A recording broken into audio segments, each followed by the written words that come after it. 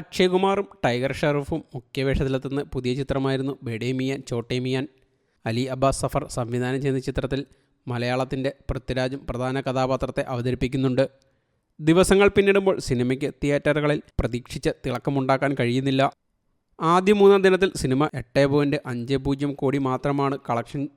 ആദ്യവാരത്തിൽ cinema ഏകദേശം 40 മുതൽ 43 കോടി വരെ രൂപയിൽ എത്തുമെന്നായിരുന്നു അനലിസ്റ്റുകളുടെ നിഗമനം.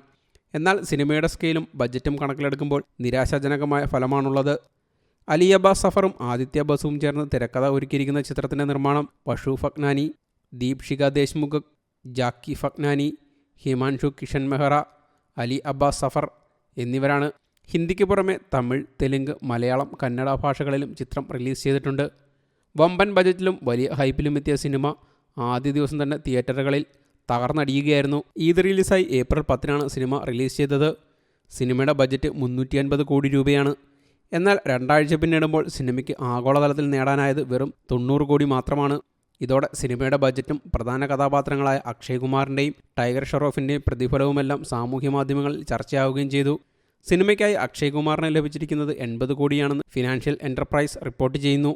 ടൈഗർ ഷെറോഫിന് 40 മുതൽ 45 കോടി രൂപ വരെ ലഭിച്ചതായും റിപ്പോർട്ടുകളുണ്ട്. ഇരുവരും ചേർന്ന് വാങ്ങിയ പ്രതിഫലം 120 കോടിക്ക് മുകളിൽ വരും. ഈ പണം പോലും സിനിമയ്ക്ക് നേടാൻ കഴിഞ്ഞില്ലെന്നാണ് സോഷ്യൽ മീഡിയയിൽ പലരും പരിഹസിക്കുന്നത്. ചിത്രത്തിൽ പൃഥ്വിരാജും പ്രധാന കഥാപാത്രത്തെ അവതരിപ്പിക്കുന്നുണ്ട്. തിയേറ്ററുകളിൽ പ്രദർശനം തുടരുമ്പോൾ സിനിമയ്ക്കായി താരങ്ങൾ വാങ്ങിയ പ്രതിഫലവും ഇപ്പോൾ ചർച്ചയാവുന്നുണ്ട്. സാധാരണ അക്ഷയ് കുമാർ ഒരു സിനിമയ്ക്കായി 100 മുതൽ 120 കോടി വരെയാണ് വാങ്ങാറുള്ളത്. എന്നാൽ ബഡേ മിയാൻ ചോട്ടേ മിയാന് അക്ഷയ് കുമാറിന് ലഭിച്ചത് 80 കോടിയാണ്. കഴിഞ്ഞ ഏതാനും സിനിമകൾ പരാജയപ്പെട്ട സാഹചര്യത്തിലാണ് താരം പ്രതിഫലം കുറച്ചത് എന്നാണ് സൂചന.